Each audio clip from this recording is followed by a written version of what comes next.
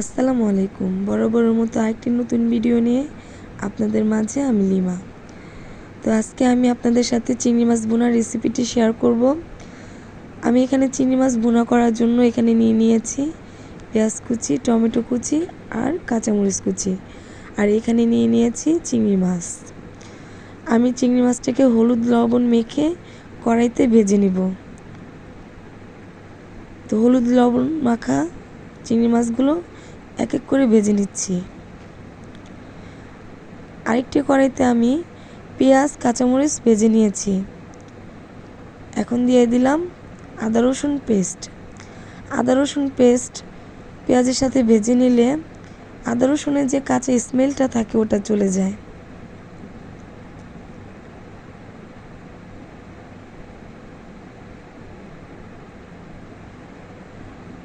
আর এখন দিয়ে দিব কেটে রাখা টমেটোগুলো।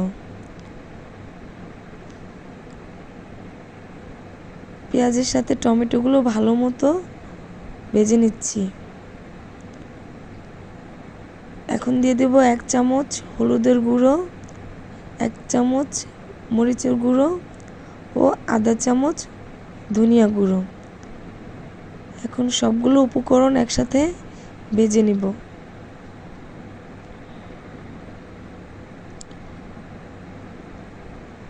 ভালো করে ভেজে নিয়েছি। এখন দিয়ে দিব পরিমাণ মতো পানি।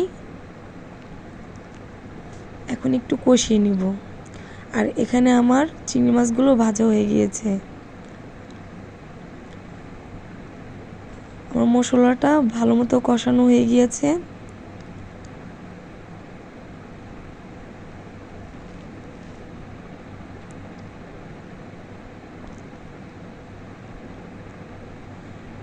এখন এগুলোর সাথে দিয়ে দিব ভেজে রাখা চিংড়ি মাছগুলো।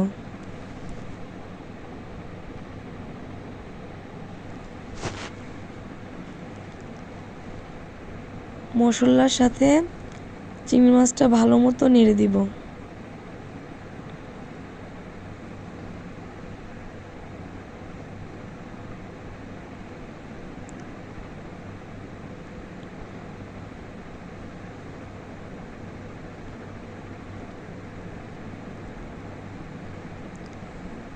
এখন দিয়ে দিব পরিমাণ মতো অল্প পানি, যাতে করে মশলা মাছের মধ্যে ভালো মতো মিশে যায়।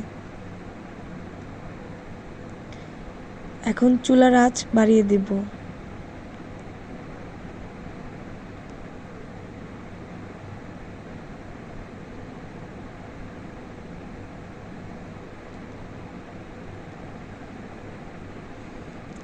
এই তো মাছের উপরে পানিটা ভালো মতো শুকিয়ে এসেছে।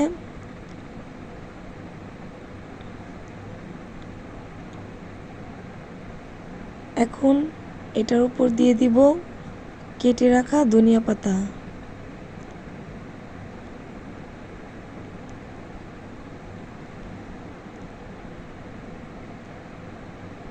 এই তো আমার রান্না প্রায় শেষ।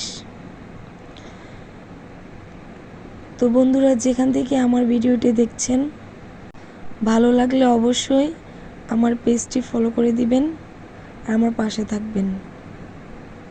আমার রান্নাটি কেমন হয়েছে কমেন্ট বক্সে জানাবেন। আসসালামু আলাইকুম।